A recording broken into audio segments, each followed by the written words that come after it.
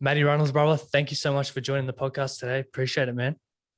No, thanks for having me, man. As I said, I love what you're doing, and I love that you've given a platform for people to share their stories. So, mate, any way I can spend a Friday afternoon doing this is a Friday more enjoyable, especially with all that's happening in the world. So, thank you. Exactly. Grateful, man. I actually like to start my podcast with grateful. So what's something you're grateful for today? Grateful for today. I'd say today, especially my mentor, Heather Yalland. She's an incredible lady, and I've spent a couple hours on the phone to her this morning. Just a couple of words of advice, probably some accountability and a kick up the bum, and she's really good for that. So without those sorts of people in your life, you tend to struggle. So I'm really grateful for Heather, and I love every single time I get an opportunity to steal an hour or two of her time to pick her brain. She's a very, very good source of knowledge. Awesome. Well, let's jump into your story. Like I've done some research and fuck, you've been in the trenches, man. You want to kind of, I don't know how far you want to go back, but you want to kind of tell your story and where you've come from? Yeah, man. With all due respect and regard to, I mean, I don't feel like I have been in the trenches. It's just what life's thrown at me. I mean, I'm very grateful for it in many ways. I mean, I'm able to sit here and have these conversations with you that wouldn't have eventuated if I had not been through that stuff. And it's been tough. There's no doubt about it, but it's definitely made me a better person. So super grateful for all of it. Obviously, I'd love to have my mates here today and share these stories with them, but we're honoring their names every single day, and I think that that's a very beautiful thing too. So yeah, I guess where do you start? 12 years old. Unfortunately, lost my first mate to suicide, and I've lost a further 9 since, up to the age of 30, and I've experienced homelessness for a short period of time, bouncing from gutter to gutter, street to street, and experiences my own mental health challenges with multiple attempts at my own life, but living with diagnosis of bipolar disorder. And as I said, like there's a lot of stuff there, and it rolls off the tongue for me to be able to tell it these days because I do it so often. But I'm super grateful for the journey. It's been tough. There's been a lot of trauma and tragedy throughout there. And as I said, I'd love to share this podcast today with my mates that I've lost. But as I said, we continue to honor their journey. And I'm super grateful that I was ever a little part of their journey and a part of their life. And they're the things that continue to drive me and enable me to get up of a morning, no matter what shit's going on in the world, and continue to get the job done and continue to spend my life in a more meaningful way. Once upon a time, I was a qualified plumber that played in the shit legitimately. I didn't enjoy it. Now I'm able to get up every day. I play in a different sort of shit. This one's way more enjoyable because the journey of watching people learn to love themselves a little bit more is a beautiful one. And I just wish that for everyone because I know it's possible. It's just like, getting that fulfillment out of life. Like before, as you're a plumber, you weren't really fulfilled, and we'll dive into actually what happened to you during that time. But now actually having an impact on people's lives, you get that sense of fulfillment, especially when people reach out to you and give you that feedback of how much you've changed their life. Yeah, there's a distinct thing for me, mate. And I used to get up as a plumber and I was good at what I did, and it made me a lot of money.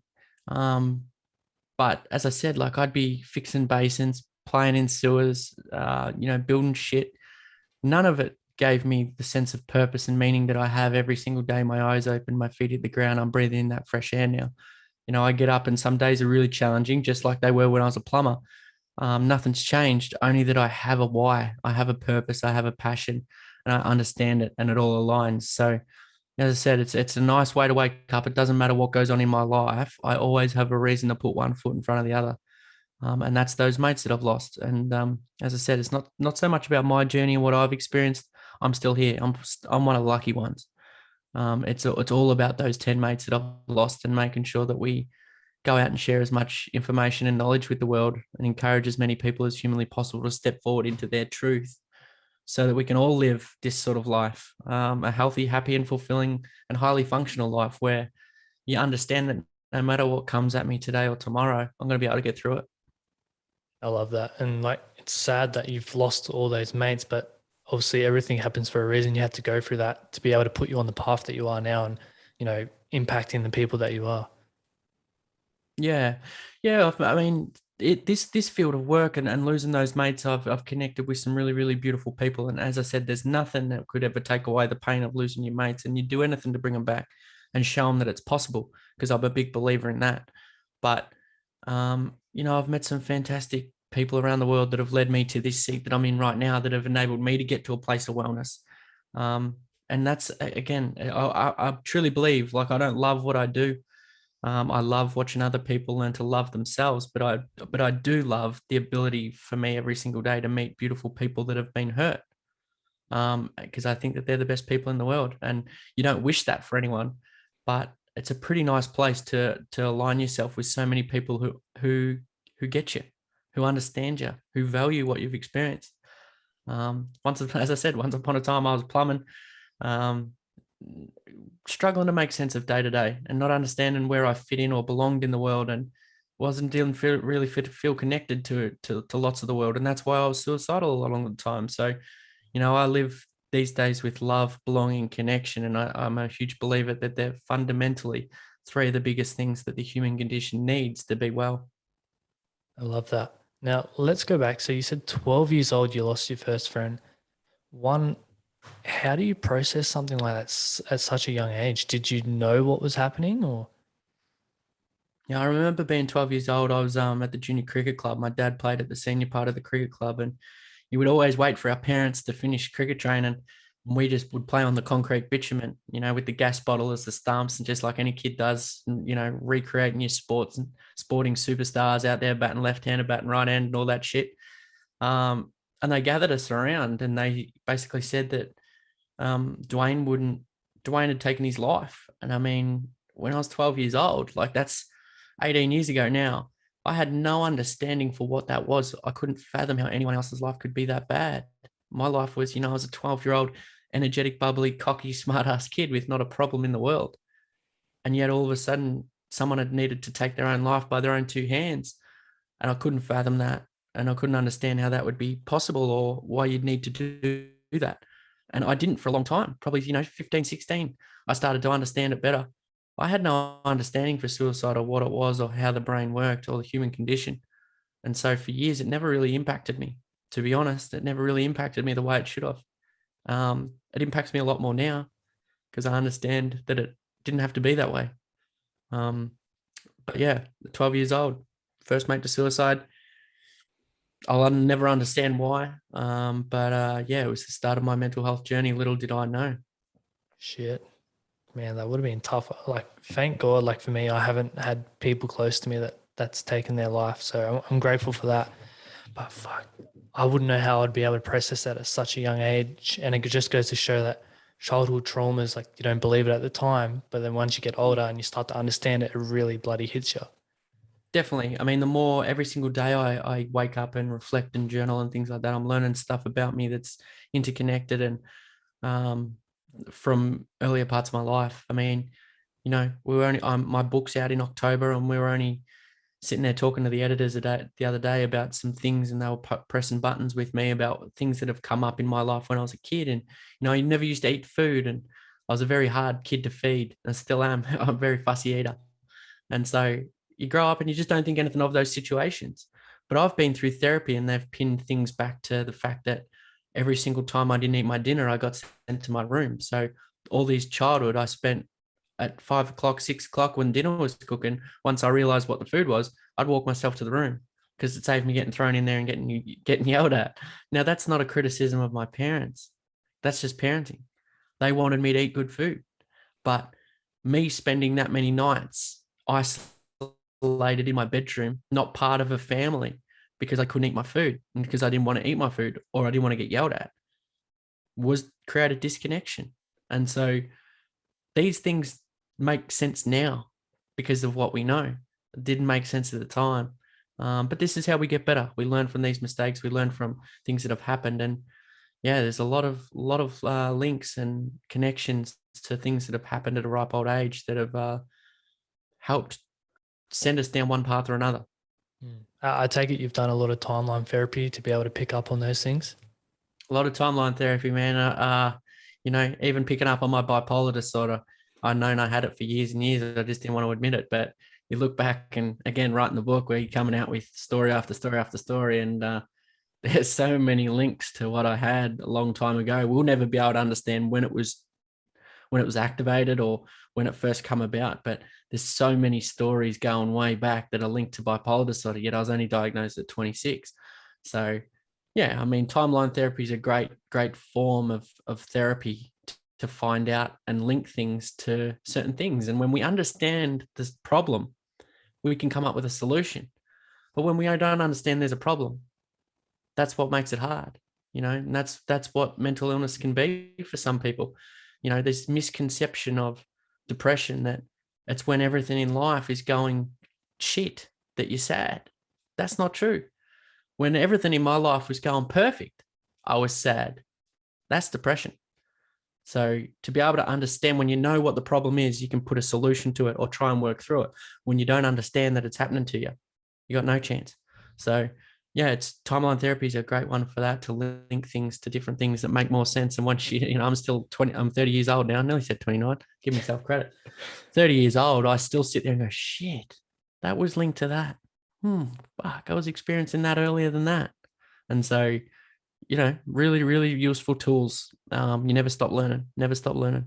No, and it's crazy the shit that actually comes up. Like, you don't think about it for so many years, and when you actually sit down and think about it, the stuff that comes up, like I've only done it twice, I think, and the shit that come up, I was like, what the hell? I didn't even remember that happening, and now I do. Like, it just sits in the back of your mind, and then just all comes up, and it's like, holy shit. It's magic, mate. And that was this big, I refer to the book again. Like, I just, it's such a process over the last 12 months writing this thing because of what come up. Like, I thought, this is going to be easy. I have to write X amount of words. This is what the book's going to look like. It dragged on and it was quite difficult, purely because things just kept popping for me, and making more sense. And things just, as I said, just kept showing up. So it's nice to be able to understand why they do show up, though. And as I said, and I frequently say there's levels to any game, and it sounds cliche. There's levels to work, there's levels to relationships, there's levels to sport, levels to wellness.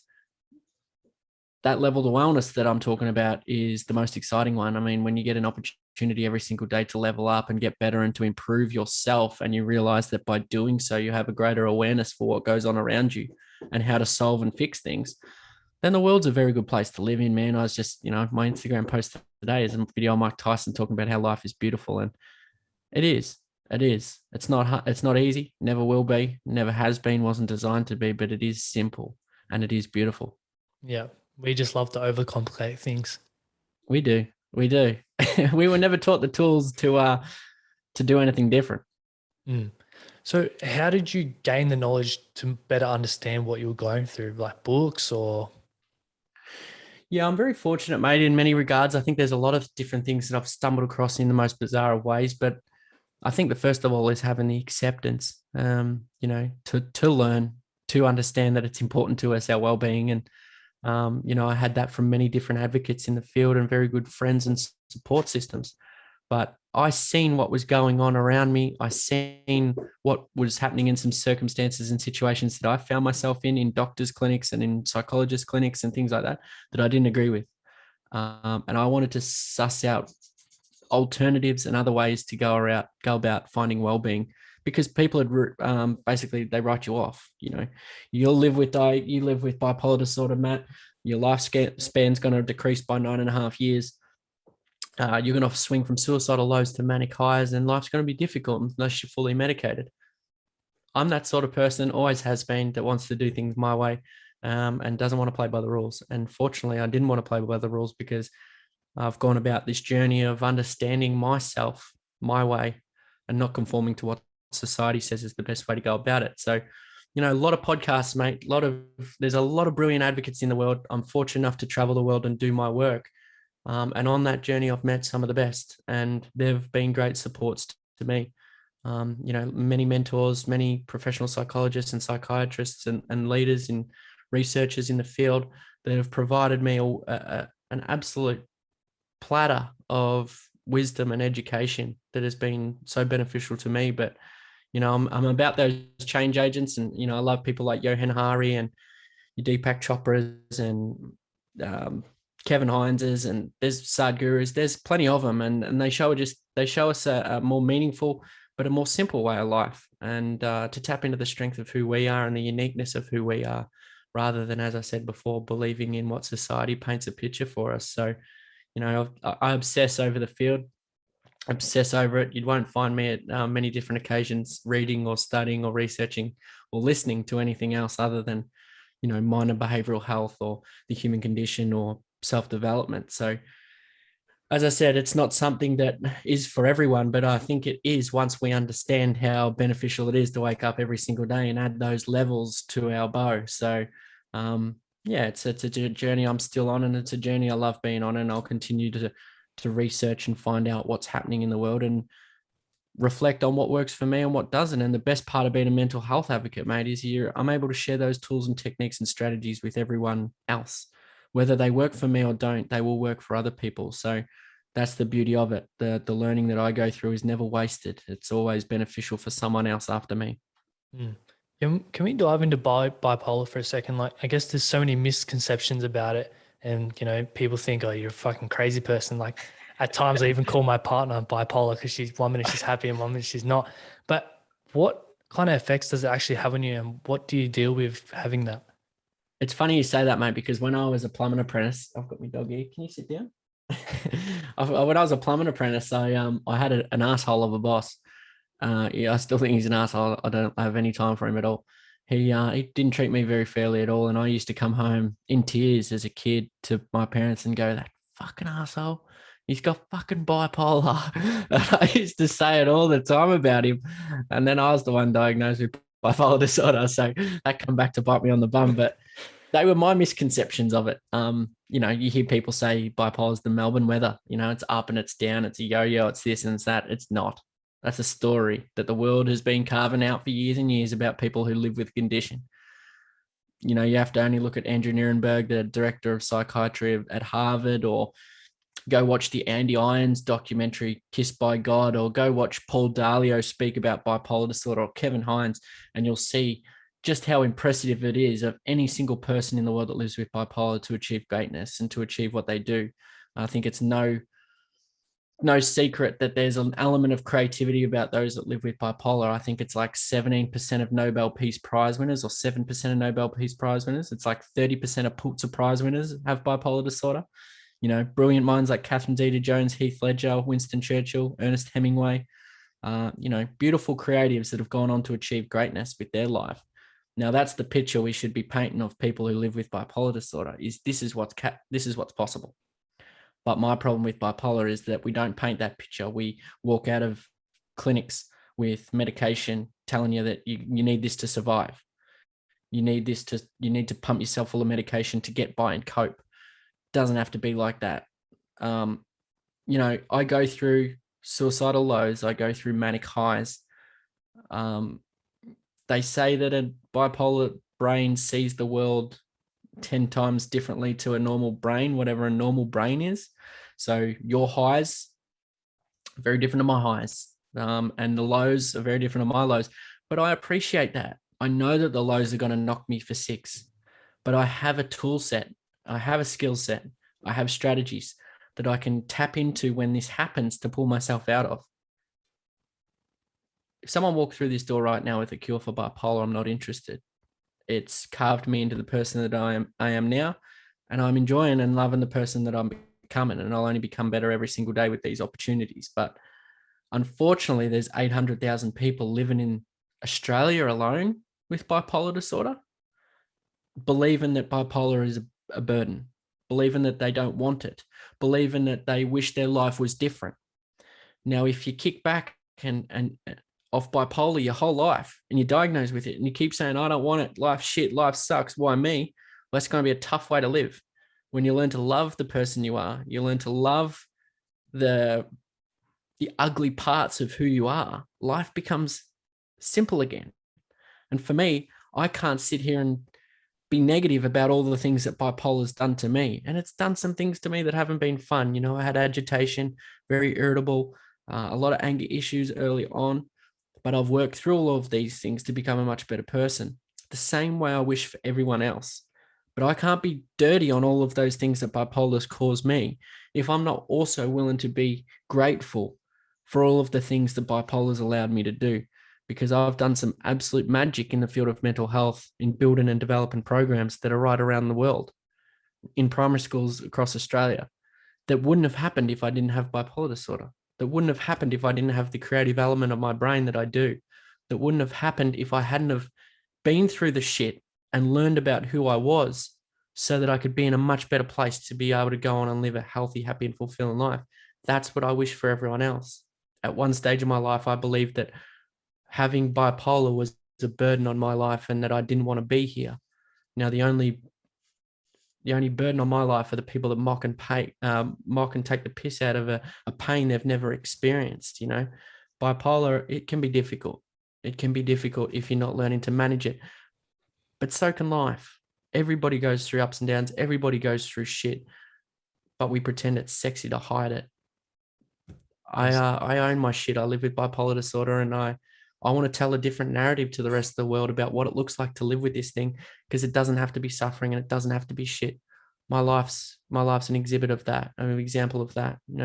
I just wish the same for every 800,000 other people out there in Australia that are living with bipolar disorder that hate waking up as themselves every day. I don't want that for them, and I don't think it has to look like that for them. I love that, because so many people get diagnosed with bipolar and other stuff, and they play victim and they let that become their identity now. And that's all they're known as someone who has bipolar, and they kind of play into it and make everything worse.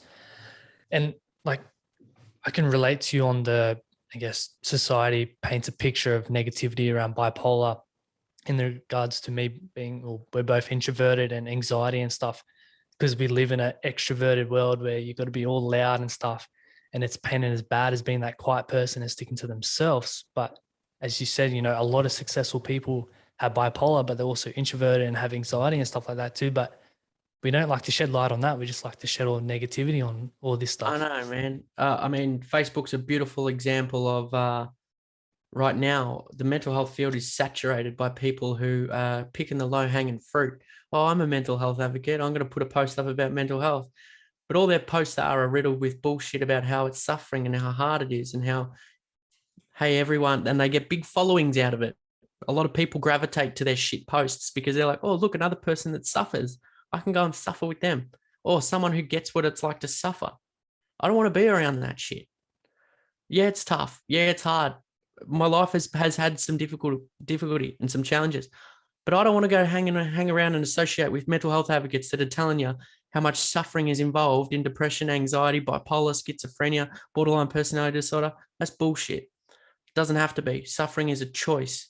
And I am concerned about the mental health field when we've got everyone popping up these days sharing their story of suffering and how they live with X, Y, Z, because people are gravitating towards people that struggle and suffer to make themselves feel better about their own suffering. And like you said, they use it as a commodity when it shouldn't be. We should not wish to live with these things. We have these things. We can live a beautiful, healthy, happy, and fulfilling life with these things. Stop with the suffering shit. Stop with the poor me entitlement shit that life owes us something. Life doesn't owe me nothing. I've been through hell, but it doesn't owe me nothing. And when you keep living like that, life will continue to smack you from pillar to post and continue to beat the shit out of you.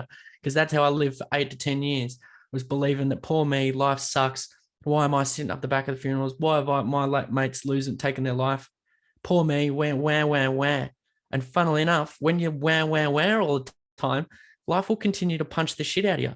And so my life changed the moment that I started walking around like I owed life something instead, and made something out of my life instead of dragging my feet, pretending that I can't wait for it to be over.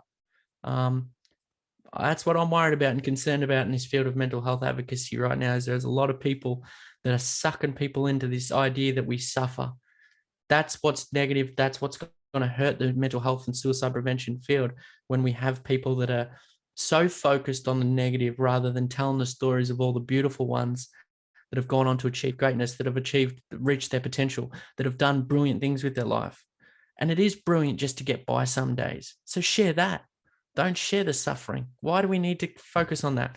Me, you, every single person in this street in my neighborhood right now knows what it's like to go to bed with problems. We're no different. let's start sharing all the success and all the stories of what we've achieved and what we can do and what we're capable of. And this world will be a much better place to live in. Fucking nailed that on the head, didn't you? That was a Fuck. bit of a rant, wasn't it? It was. That gave me goosebumps, bro. Fuck yeah. But it's so true. And that's why I love having guests on like yourself because, you've gone through shit in life. You've had your adversities, but you've come out the other side and you're trying to be the best version of you. Whereas people deal with shit and then just stay down the bottom. They stay in the shit instead of rising to the top. And hey, me, have empathy, like poor me, Yeah. shit like that. Like, no, like if you got to have that inner strength inside you to get fucking out of it. Yeah. And I'm not discrediting people's bullshit that they live with. Some people have really had it tough. I'm not discrediting that. All I'm just saying, what I'm saying right now is coming from a place of love. I know something better exists for those people. But while we continue to carry ourselves and drag our feet through the mud and keep showing up with that mindset that life owes us something, we will continue to get bashed by life. And that's, mate, I couldn't scream it any louder because that's what happened to me for years. So, if you're listening to this and, life's hurting you at the moment, hey, you only see the opportunities if you're looking upwards and in front of you. If you're looking at your feet, you won't find what's up ahead. So, puff that chest out, hold that head up high, and look for what the world's doing to you right now. Because I'm a big believer that the world's carving every single person into the person that they're meant to become if they're willing to listen to it and appreciate it and accept it. So, I'm probably a 5 out of 10 today, and I don't sit there and go, poor me, life's shit and life sucks today because I'm a 5 out of 10. I'm trying to understand why I'm a 5 out of 10 so that I can make sure that I'm not a 5 out of 10 any longer than one day in a row. So that's the approach that I take to life these days. And I still make mistakes and I still trip up from time to time, but mistakes and those trip ups are what help me learn so that I don't get pulled down and succumb to life for any longer than 24 hours at a time, because that's not the way of life. Living and feeling like shit is not a way of life. So what can I do today to make sure I have a better tomorrow? Exactly. And you're living proof. Like you could have easily given up after losing all these people to suicide. You could have been like, oh, fuck it. I don't care about life anymore. But Yeah. you're living proof of, fuck this. I'm going to make a change in my life and I'm going to impact on people's lives. So that's fucking awesome. And as you said, everyone has bad days. You said 5 out of 10 today. Okay, that's totally fine. Everyone has bad days. But I also hate when people have bad days and they throw around the term, I'm depressed now because I had a bad day. Like Yeah.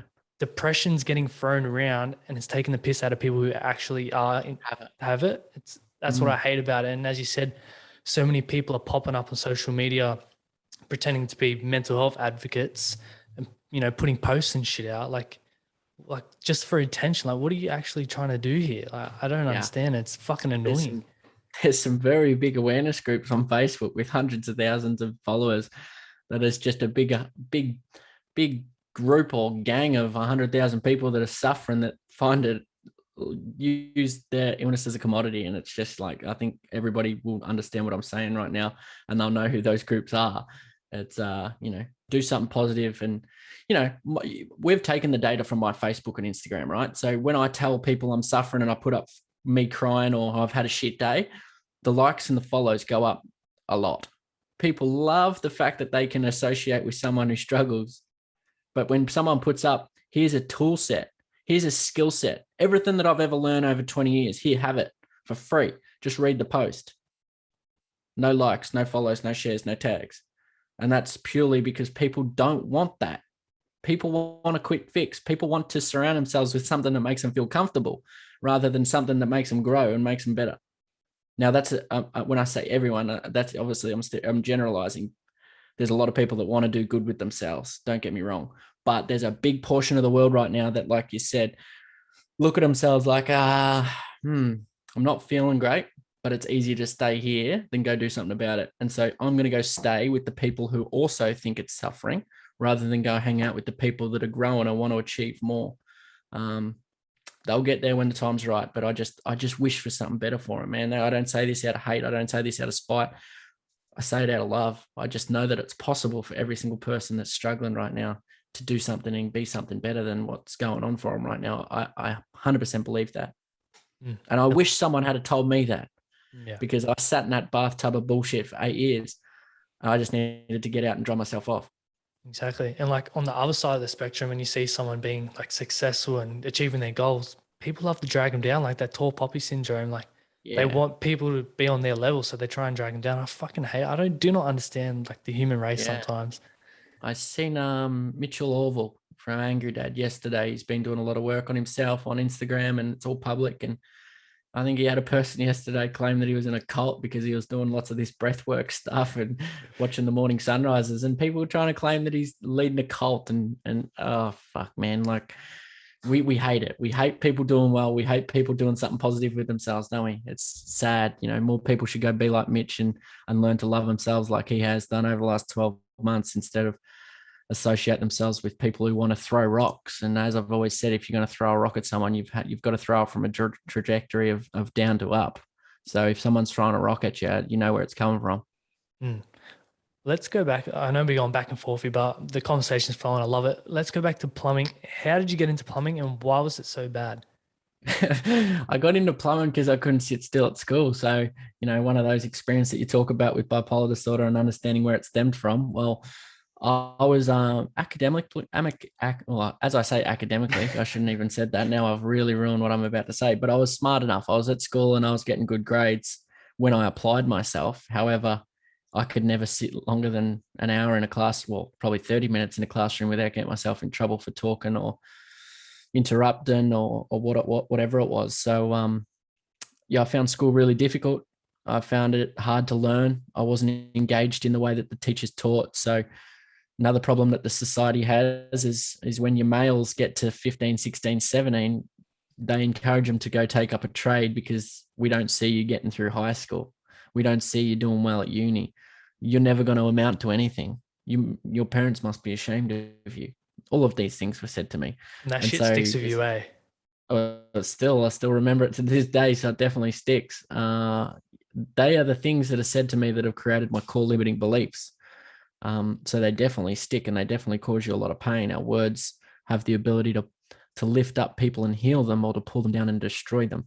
And so whether I was whatever I was in school, there's still no reason to have said things like that have made me still feel like that to this day. So yeah, I dropped out of school as soon as I could. And I made a promise to my parents that because I was smart enough and because they had wished for probably something else for me, I made a pact and a promise with my parents that if I dropped out and pursued a trade certificate in plumbing, that I had to fulfill it. I couldn't, if I started it, I had to finish it. And so I made that promise to my parents, and I'm a man of my word, always have been, always will be. That promise nearly killed me. So for 4 to 6 years, I completed that apprenticeship because I had to resit my plumbing trade school when I went to Queensland, moved to Queensland when I was suicidal.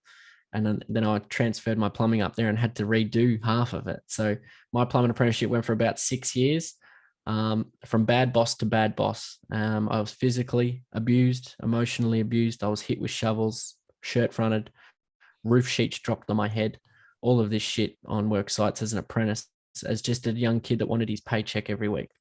And so you just keep coming back and putting up with it.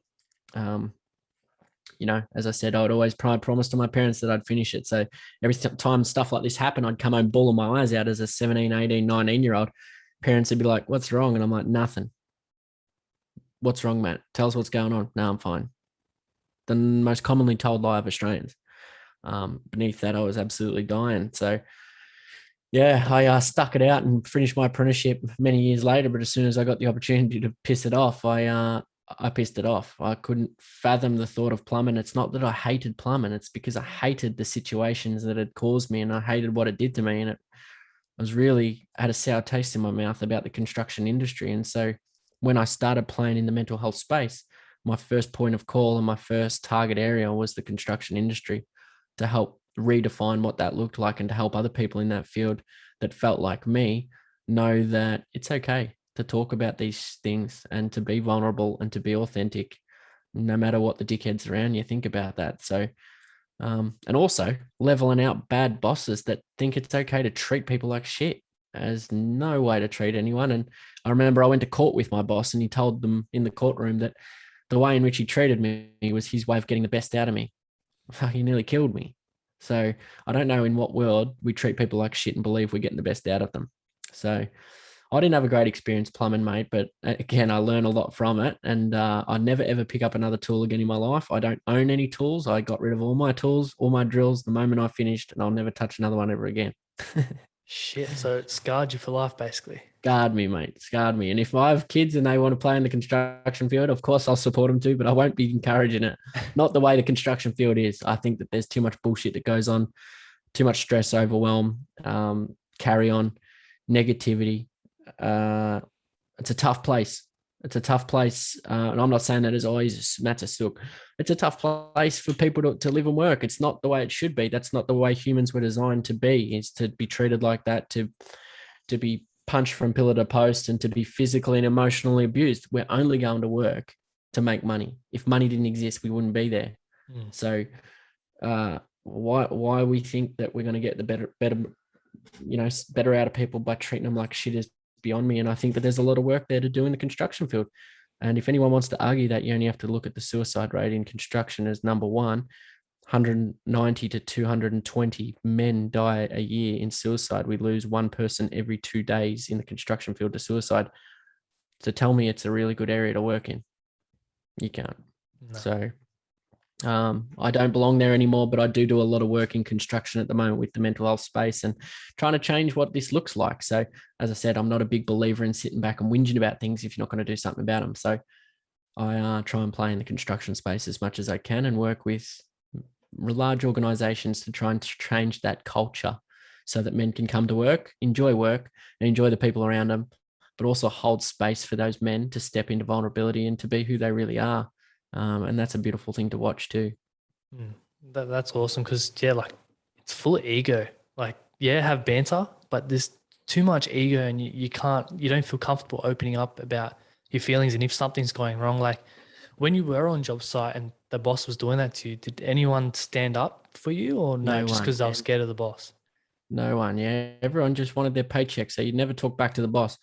You know, in my last couple of years as a plumber, I could never put up with that shit. Like I had made a pact with myself that, you know, nobody's treating me like that ever again. Nobody's walking over the top of me because look where it got me. So, you know, when my boss talked to me like crap, you know, I remember our last altercation, he threw a roof sheet off the roof at me. If it had hit me, it could have done a lot of damage. And, you know, a 6-meter roof sheet of tin.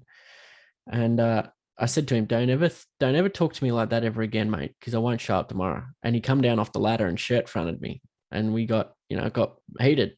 But I don't talk to me like that and don't treat me like that because you'll never get nothing out of me. And I see it all the time in these other apprentices right now that are inboxing me after hearing my journey about what I experienced in the construction industry, that I meet on job sites that are going through the same things. And it breaks your heart because, as you just said, nobody's there to stick up for you. Everybody just wants their pay packet. It's a hierarchy system. So, you know, by having a go at the boss, it's not going to get you anywhere. You're only going to get booted off site, or going to work each day is going to become very tense, which isn't a way to live anyway. So very, very rarely do you have a dig at the boss and you come off better for it. You know, it doesn't happen, unfortunately, because things should be able to be sorted out in civil ways. Hopefully stuff can change soon because, yeah, as you said, too many people are taking their own lives because of it. It's fucked. Yeah. Lots of lives being taken in the construction field. And as I said, it doesn't have to look like that. No. So you started it in Melbourne and then you transferred to Queensland and then you ended up homeless along the way there. What's that story about? Yeah, so I ended up homeless in Queensland.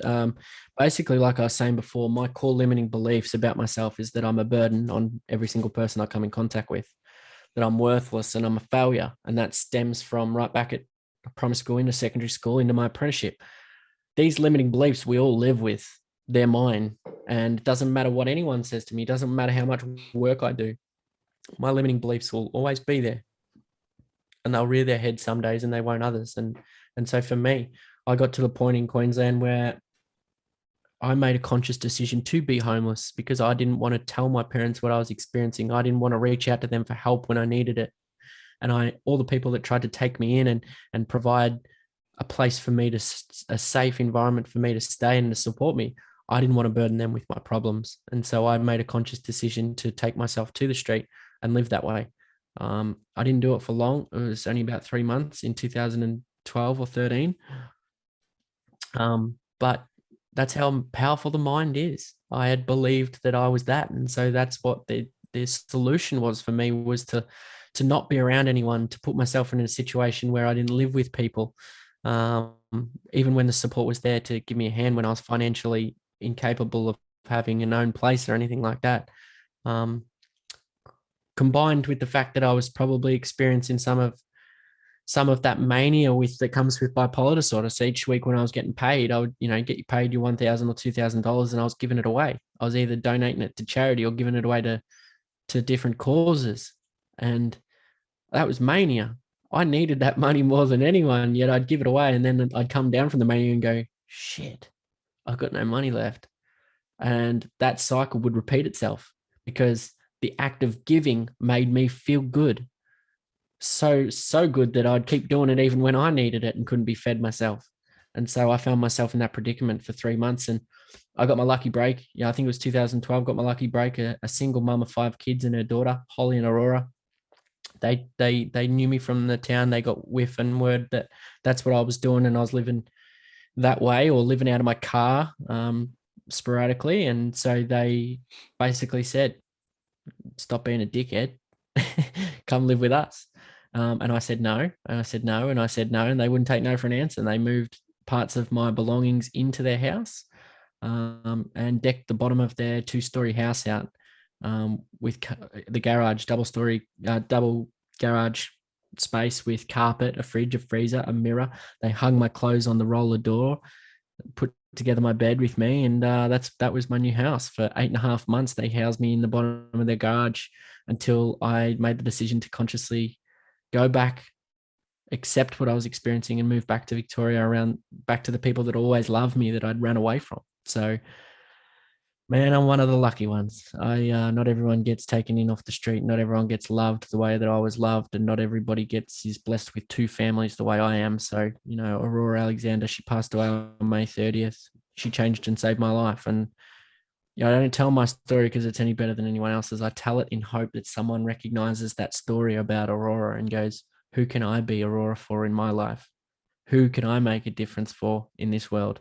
I've said it millions of times. I go around the world and speak to millions of people about mental health. I get the pats on the back. Those pats on the back don't belong to me. They belong to Aurora and Holly Alexander, the 2 people that gave me basically my 5th chance at life and allowed me to do this work. Without them, I'm not here having this conversation. Without them, Mindfullaus doesn't exist. The primary school programs don't exist. My work around the world doesn't exist. Everything that I've ever done goes back to those 2 people, and I'm super blessed that they ever looked at me and seen something in myself that I couldn't see in myself. So a very unique and different journey from someone who grew up in a privileged environment not rich by any means, but always looked after by my parents. And at any one moment, my parents would have provided money and helped me and supported me to not be homeless. They just never knew about it. I didn't tell them. I lived in Queensland, and every time they rang, I'd tell them I'm fine. I'd tell them I'm fine from sitting out the front of a 7-Eleven or a KFC on the street. So, I protected my parents from what I was experiencing because I felt like I was a burden on them. Wow. Well, it's beautiful to see that there's actually good people in this world, and you wouldn't be on the path that you are now if it wasn't for them taking you in. That would have been a amazing, as you said, sense of belonging and love and connection to know that someone actually wanted you and they set all that up for you. That would have been an amazing feeling. Yeah, and Holly is my best friend, always will be.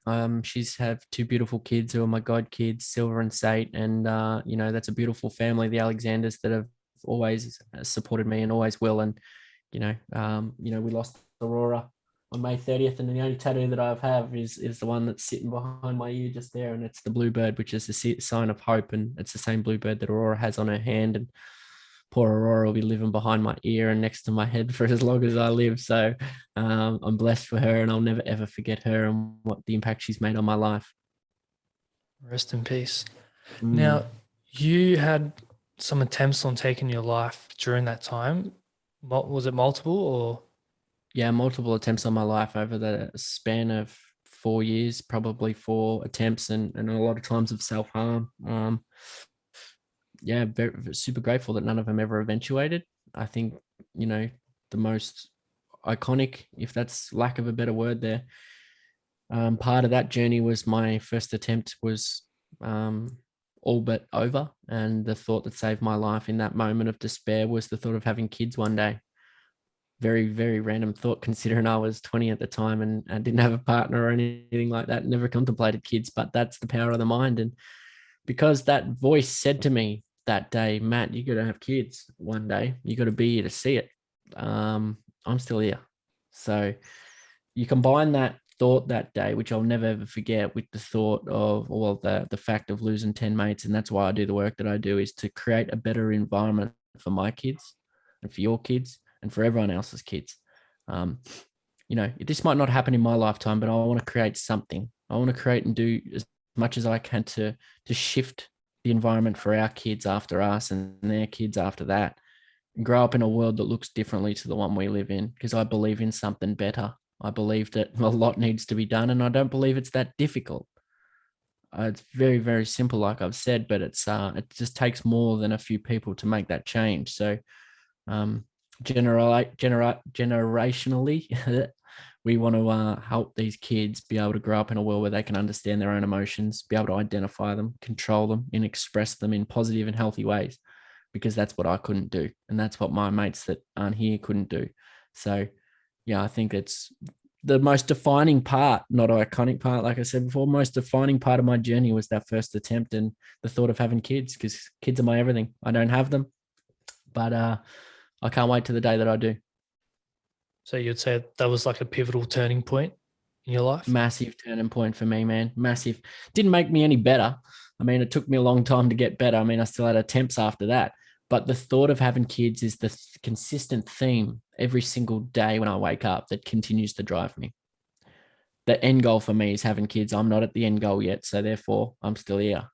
I want kids, and I want to create a world that they can grow up in that's much more comfortable and safer than the one that we grew up in. Yeah, I believe that we can do that. I believe that there's a better understanding of mind and behavioral health for these kids, and a better understanding of their emotions will help shift the way society views, talks, treats, and perceives mental health. And that's what I'm chasing. You'll get there eventually, man. And knowing what you know now, what would you say to that version of you that was, wanting to take their own life? Um, Probably a lot of things, but I think if I was to tell my younger self anything, it would be to understand that every single thing that's happening to you right now, mate, is carving you into the person that you're meant to become. So, as tough, as challenging, as ugly as it is, don't fall into love with the walk of everybody else's life. Fall into love with the walk of your own, and to understand that every single thing that's happening right now is happening for a very good reason if you stop and accept it and appreciate it. Um, it's going to get easier, and it does. Yeah. It's exactly, you might have a few bad days, months, weeks, years, whatever the case may be, but it doesn't last forever. No, and there's always something we can be doing about it. And there's those bad days are sometimes I encourage them, because those bad days are forced pauses. Those bad days are learnings. It's easy to not make any mistakes. It's easy to go through life and not make mistakes, and to tiptoe around and sugarcoat your life and bubble wrap yourself, and to never muck up and to never fail. But I mean, everything in my life has carved in me into this seat that I sit right now. And so you don't get there from being perfect. You don't get there from being safe. You don't get there from not taking any risks. So yeah, I encourage kids to do all of this stuff, to fail often, to fail forward, to make mistakes, and to take the risks. It's high altitude lifestyle. It's high accountability, take big risks, but remain positive through it all. And that's the key. That's the key to it all. That is the key. 100%. Now, Mindful Oz, what is that all about, and how did you actually start it? Like, what made you want to start it? Yeah, so I was volunteer for several other charities for a few years there, and while I appreciated and valued the work that they were doing, it wasn't the way in which I wanted to see it done. And so, not that I ever wanted to start a charity. And if I had known what I know now, I would have never started a charity. But at the time, I started to share things the way I wanted to share them. I shared things in a way that at the time I believed there was not many people sharing them. Um, and people resonated with it. People wanted more of it.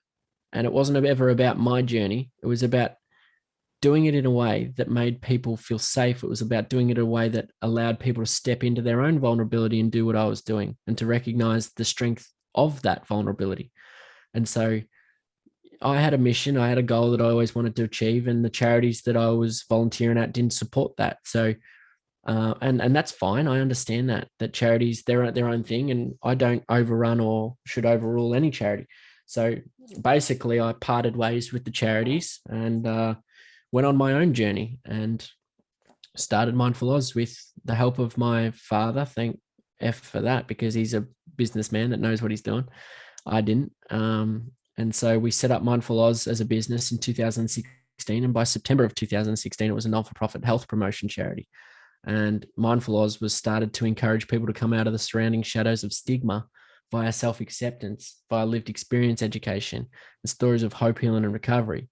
People that showed me that if it was possible, that I could do it too, the same way I want to be able to do for others. And so we take a proactive and early intervention approach to the mental health field. We, as I said, we work with kids as young as 3 and 4 in our programs across Victoria and across Australia, delivering content that helps the kids not necessarily talk about mental health and suicide, but talk about their emotions and to understand their emotions and be able to identify, control, and express them in positive ways. So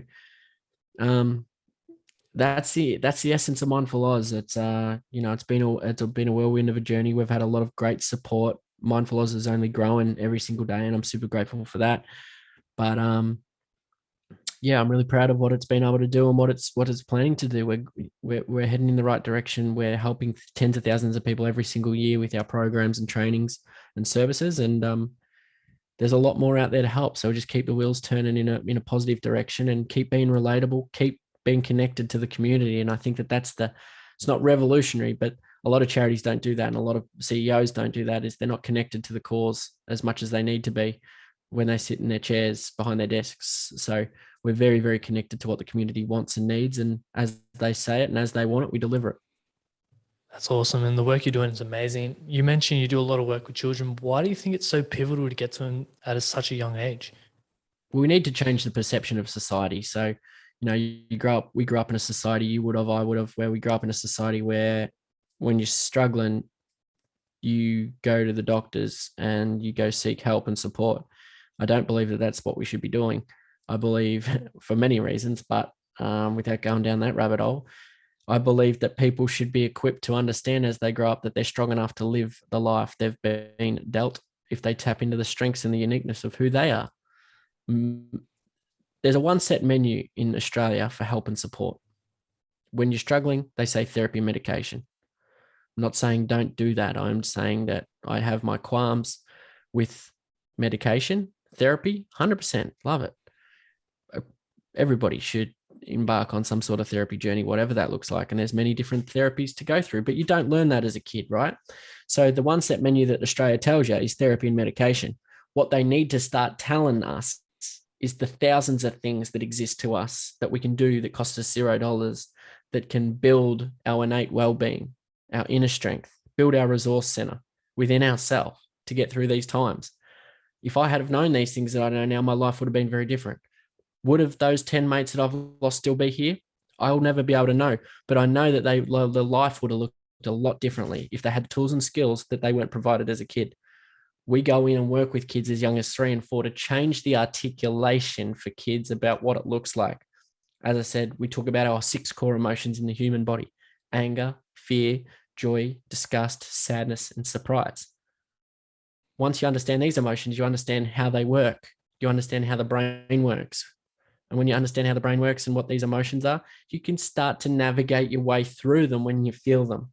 You can start to identify them. And when you identify them, you can control them or express them. But like I said before, if you don't know the problem, you don't know anything about the problem, it's very hard to find a solution. So we just want to change the articulation and the dialogue and narrative for these kids at a very early age so that they grow up in a world where they understand, yes, I'm feeling purple today, and purple's fear. We've got kids as young as 3 coming up to me and pulling my leg and going, Matt, today I'm feeling red. I'm like, why are you feeling red? Because red's angry. Well, my friend didn't turn up for school today, so I'm alone. I said, so what are we going to do if we feel red? And you watch these kids go away and do their breathing exercises or their meditation or their exercise or their gratitude practices.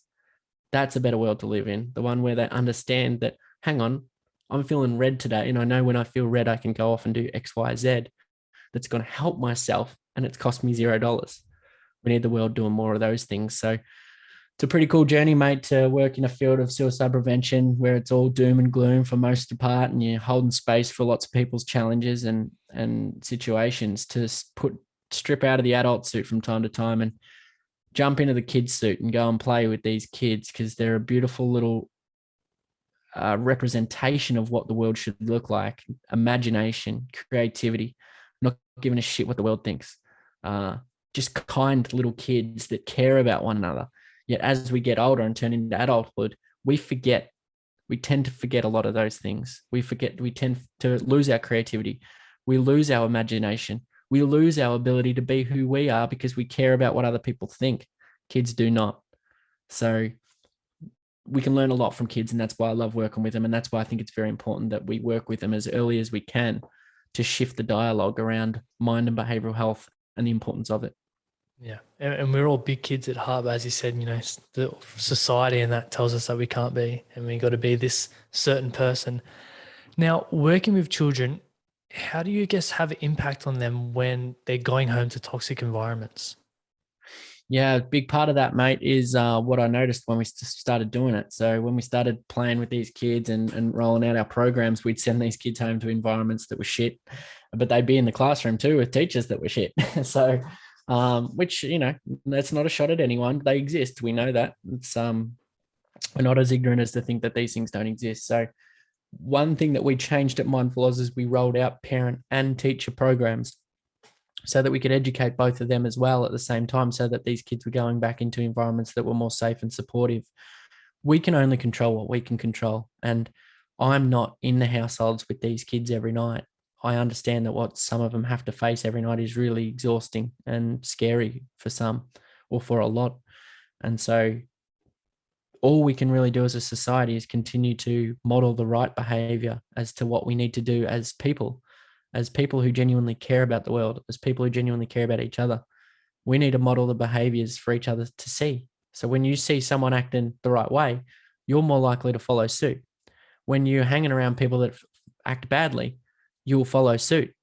So we're a product of our environments and the people we hang around. So if we can change the dialogue as a society to educate people about what we need to be doing more of, to support ourselves and one another, then the world's going to be a much nicer place. And that's why it's a process, because overnight we're not going to flick a switch and the world's a much kinder place to be. And it's not going to be like that. So unfortunately, right now, there's a lot of kids that go through these environments that suck, and you wouldn't wish it upon your worst enemy.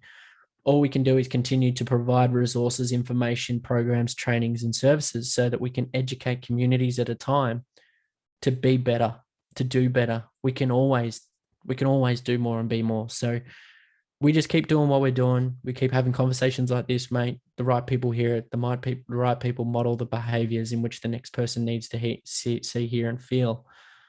The human being only ever wants to love and be loved, to be seen, heard, felt, and got for who they truly are.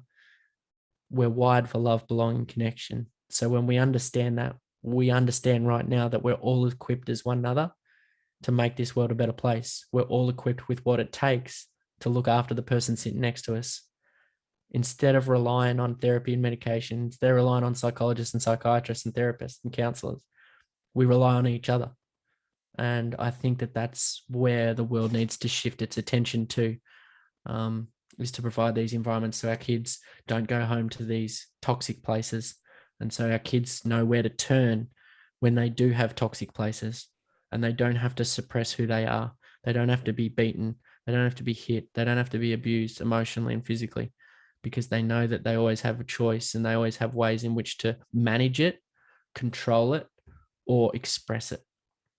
Exactly. And what feedback have you kind of got from the teachers and parents? Because I know a lot of the time parents can be stuck in their ways and don't want to open up about their own feelings and how they parent and stuff.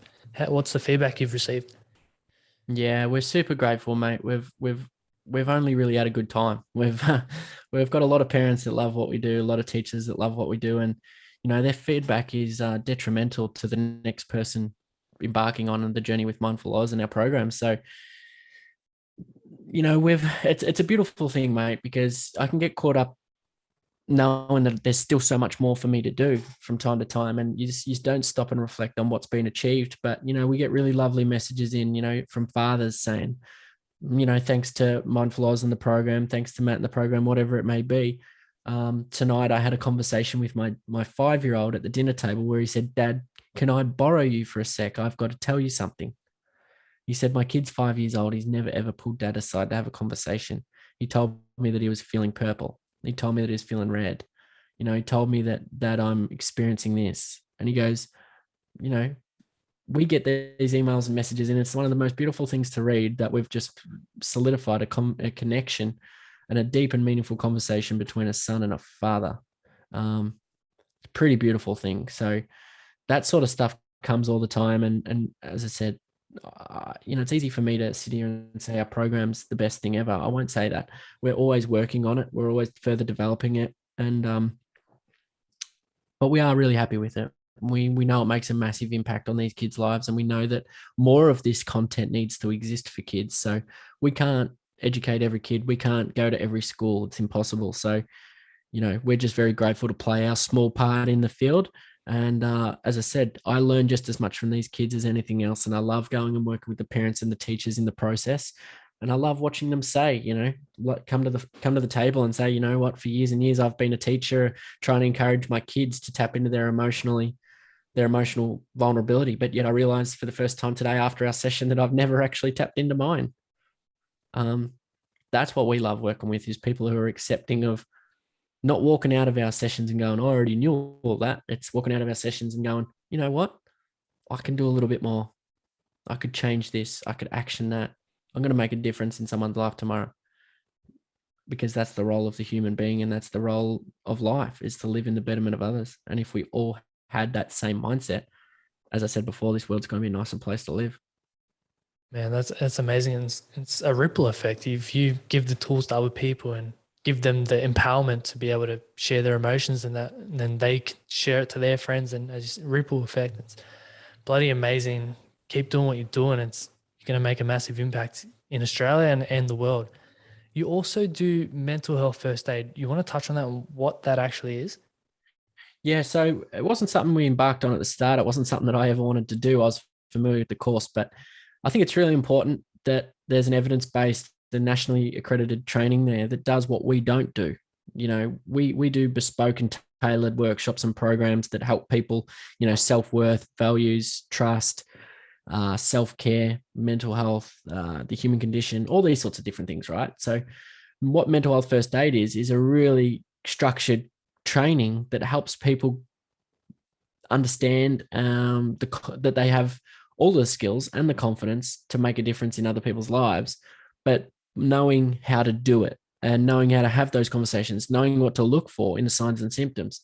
All of these things are really, really beneficial. And the mental health first aid course has been around for a long time, but I think, we've put thousands of people through the training currently, thousands of people that are essentially more foot soldiers in the communities, being able to make a difference. And I think the only thing that stops people from making a difference and to doing what they know, shit, I could probably help here, is just the confidence to know that what you're doing is okay, what you're doing is right, and you can't make a mistake if you lead with your heart.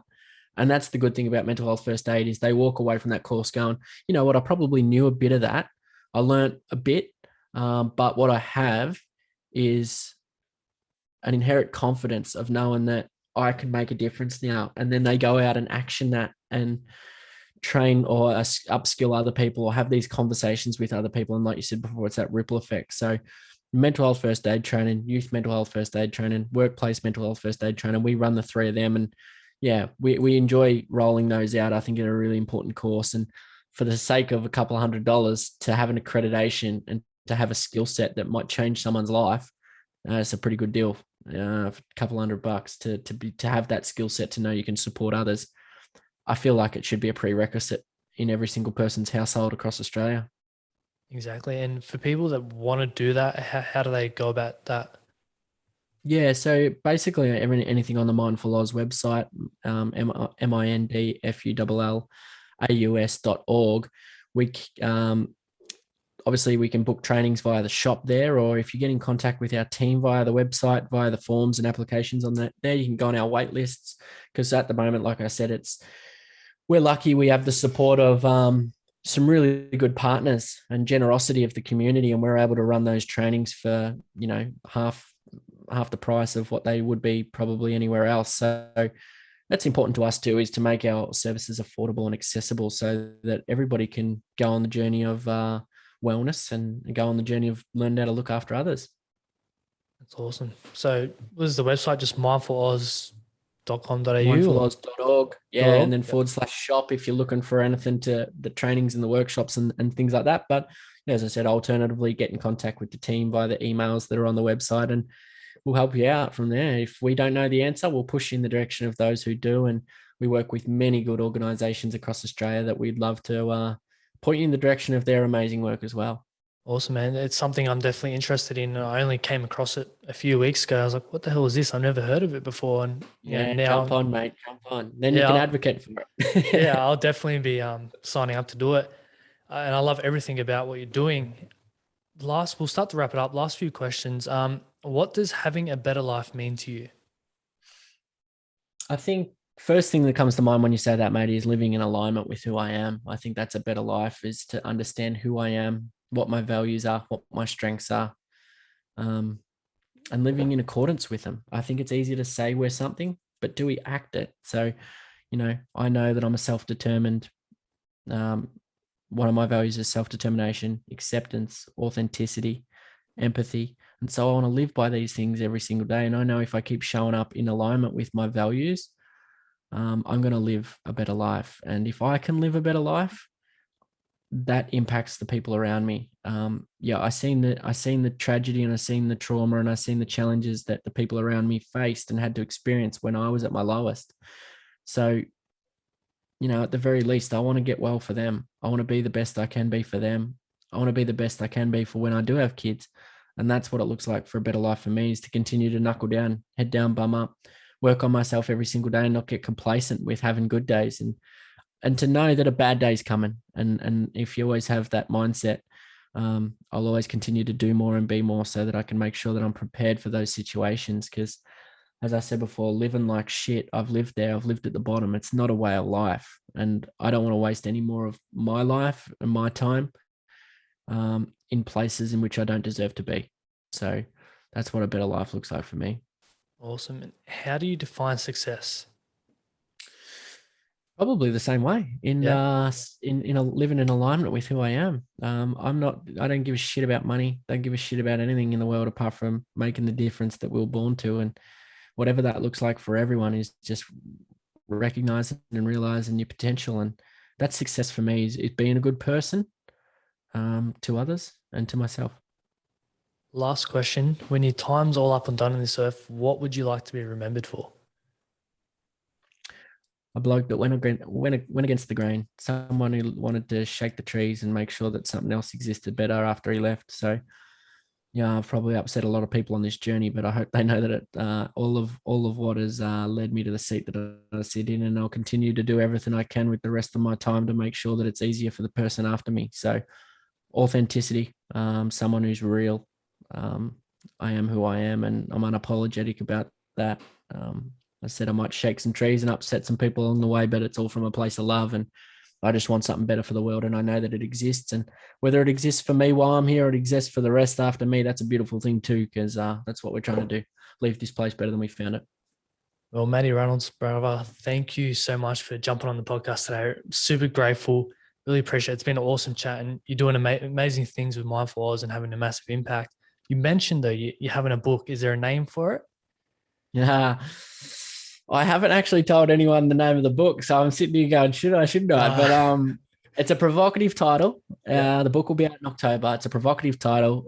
You'll read it and go, why have you named it that? But I want people to understand the strength of who they are, and to know that You are all you need. You are all you need. Let's stop relying on the people around us and relying on services and medications and therapies and whatnot. They're there for a reason. Good. Tap into them if you need, but you don't need to rely on them.